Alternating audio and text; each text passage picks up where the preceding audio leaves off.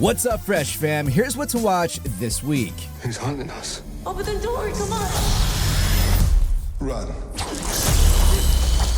In theaters Friday the 16th is the 7th installment in the Alien franchise called Alien Romulus. And yes, Star Trek fans, we know Romulus is the name of a planet in that franchise, but you just gotta move on. Anyway, the cool thing about this one is that it takes place between the first two classics, Alien and Aliens, following a group of young space colonists who, meet the alien. Speaking of the original, director Ridley Scott served as a producer for Romulus, which was directed and co-written by Fede Alvarez, known for popular horror flicks like Evil Dead and Don't Breathe. This movie stars Kaylee Spaney, who played Priscilla in that biopic last year, along with other up-and-comers like David Johnson, Archie Renault, and Isabella Merced. And lucky us, because we actually sat down with the stars and director to talk about being part of this franchise and going up against such an iconic alien. Check it out. I make horror movies, so nothing scares me a lot, but I was terrified of showing Sir Ridley Scott my version of Alien. There's nothing scarier than that. He was actually the first one to see it. I didn't show it to the studio, I didn't show it to anybody outside of me and my editor. And it was like, as soon as it was done, it was like, okay, the first thing we do, we send it to Ridley, get Ridley to watch it, and I will drive to where he is and sit down at a table and take it, and take whatever it is, the good, the bad. But super happy, obviously, that you enjoy the movie. That you said it's great, and what can I say? That was something that I actually always said stayed you got with a me huge forever. movie here.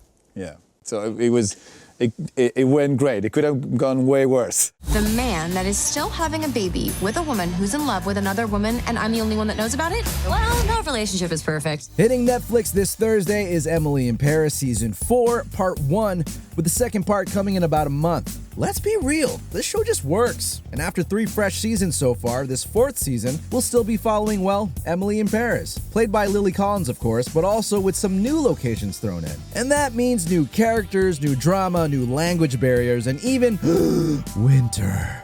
What if this wasn't an accident? I'm telling you, she was trying very hard to cry. What are you doing? You're not a cop. Leave it alone. Arriving on Apple TV Plus on Wednesday the 14th is the new series Bad Monkey, based on the 2013 novel of the same name.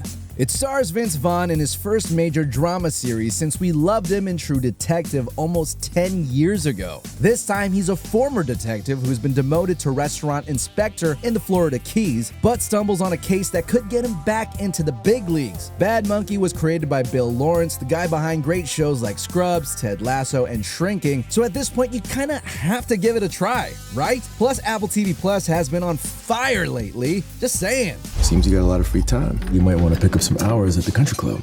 Why? You could use a job too. Wait, what? Also this week, don't forget about Bel-Air Season 3 hitting Peacock on Thursday, and get this, the guy who played Jeffrey in the original sitcom, Joseph Marcel, will be a part of this season, in a different role. Season 3 promises plenty of big moments and continuing storylines from the first 2 fresh seasons of this reimagined drama. Maybe we push the planet a little far from the sun. We can solve this with sci-fi. Is this the best idea we've ever had? Suck it, consequences! And the adult animated sci-fi show Solar Opposites is back for a 5th season Monday on Hulu. This sitcom has performed well with fans and critics with 4 fresh seasons so far, and returns the all-star voice cast that includes Thomas Middleditch, Tiffany Haddish, and Dan Stevens.